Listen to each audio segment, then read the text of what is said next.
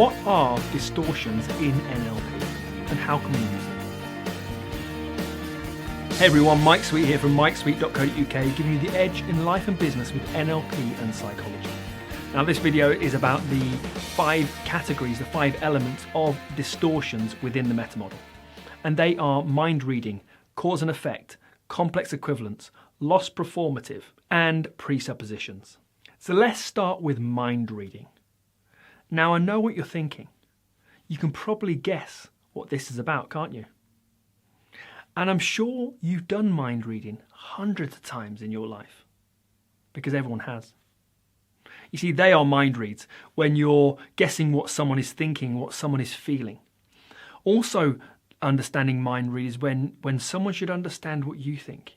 You know what I'm talking about, don't you? So you're expecting someone else to do a mind read.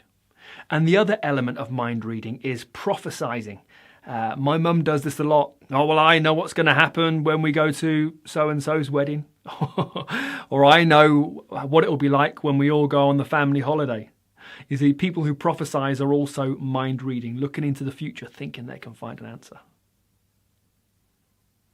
I've got some more examples on the blog post on the webpage about mind reading examples, so head over to those and have a read through and begin to unpack and really see where you can notice mind reads, and then find out what the Meta-Model challenges are to be able to attack those and be able to really understand how to use the mind reading distortion. The next distortion in the Meta-Model we're going to talk about is cause and effect. Now, I did a video, I think the second one in the NLP, about cause and effect.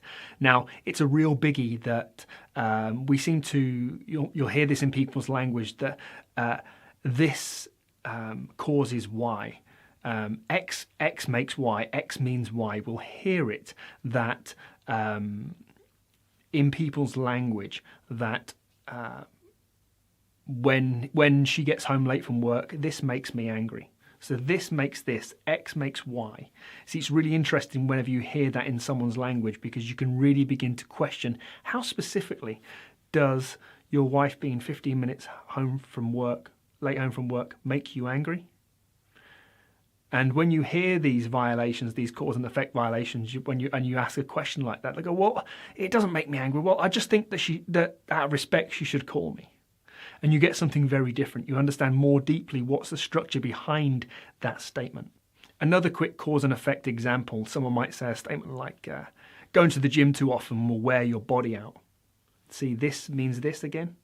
X equals Y, this causes this. This is that cause and effect. So going to the gym too often wears your body out. How do you know? Is there anyone that's gone to the gym quite often and not wore their body out? And then you hear people, oh, well, yeah, well, there are, but I did know this one guy who, and you'll be able to really understand what's the structure behind such statements. And that's the real idea for this, is when you hear a statement that follows a certain pattern, you're able to throw in the right question at the right time to really unpack that structure, to really understand more of their map. The next one is lost performative.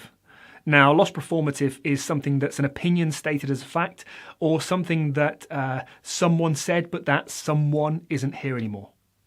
A friend of mine once said, it's good to learn. You see, that's a lost performative. Who's the friend, and it's good to learn, is it really? So the opinion stated as fact, it's good to learn. Well, is it? So you'll be able to hear lost performatives and opinions as fact happen very frequently. So have a listen out for those. Reading is relaxing. According to who? See, that's a real great one, that opinion stated as fact. According to who? And you'll really be able to understand more about that. Complex equivalence. Now, this is a lot like cause and effect between X causes Y. This is X means Y. This means this. This means that. So the very fact that my father-in-law left the dogs in the garden when I came round means that he doesn't want me to have children with his daughter. It's crazy. But people think this stuff, you know, we all do, that X equals Y, X means Y, this means this. Now you might hear, let's grab the couple again, because they're easy targets, because I'm one and I know what it's like. So the fact you didn't come to bed with me last night at the same time means you don't love me as much anymore. So one of the questions to go back with could be, how does me staying up for half an hour more watching a documentary I'm really interested in mean I don't love you? And again, that will develop something far more richer level of communication. Rather than having a statement, this means this, when you ask the right question back, you're able to challenge that person's thoughts and beliefs around that to get more structure from them. And presuppositions. This is a really big part of NLP. And a presupposition is something that has to be presupposed to be true to make sense of the communication.